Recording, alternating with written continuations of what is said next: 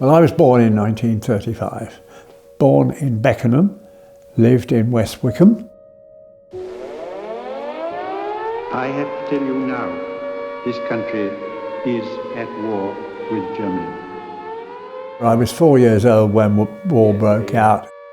I remember it would have been about 1940 when the Blitz, we were getting bombs every night, and a bomb landed in the neighbour's garden, and we were in our air raid shelter not 12 yards away.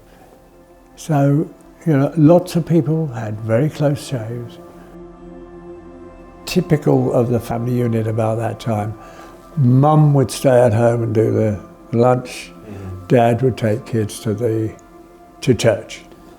People gladly described themselves as Christians, and as one develops, one learns that they're not actually.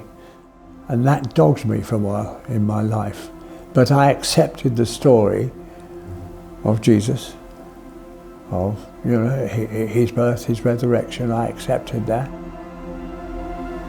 We choose to go to the moon in this decade and do the other things, not because they are easy, but because they are hard. Christine and I were married in 1967. We lived in my little house in Shirley Croydon, and we moved inside a year. We were in Oxford. When we came together, the need for Jesus in our lives became much, much more apparent. Chrissy, with her early friendships on arriving at Oxford, was ahead of me in her Christianity. She was very concerned about it, and I really hadn't made that step. I knew I hadn't made that step.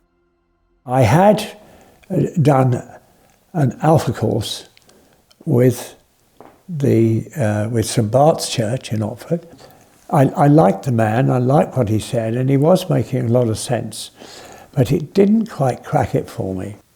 I still wasn't a Christian, actually.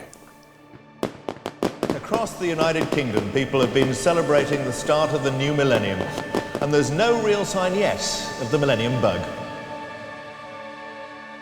Now, all sorts of things happen, and there came a time where Chrissy, who was looking after the youth fellowship by then, said she was leaving the church, and it was Barbara Darby dragged Chrissy off to Town Hope Church.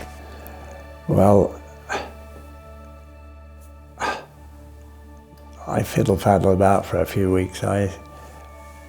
Shocking, I know. I thought that, you know, a church that meets in a shed isn't much of a church, and you know. And one day, somehow I popped up. Norman, he had a table there with a few people round it, and Roger was standing here somewhere, and you know, Norman said, "Come here, sit down, listen to what we've got to say to you." And he said, "Look, we're just doing this course." Oh, I said, "The Alpha course, yes." And do you know what the time scale was exactly? I don't know, but obviously I went back to some more sessions, and I just found the Lord in the course of those sessions. I found myself different, transformed in some way. I wasn't being judgmental anymore. I was being rather more positive.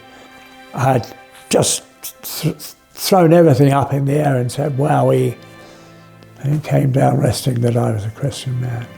So I was beyond 65 when I finally found Jesus. The rest is really quite simple, because the first opportunity I was baptised, and I don't know if you remember then, we used to perhaps prance about a little bit more than we do now. You're so right. And I was joined in on this, it seemed like a game. We were all prancing about, and the music was playing, and we were shouting the joys of Jesus, and I just took off. I felt myself floating round that hall. clammed up, went quiet. Everyone said at the end of the church, I looked different, and I was totally transformed, and I've never looked back.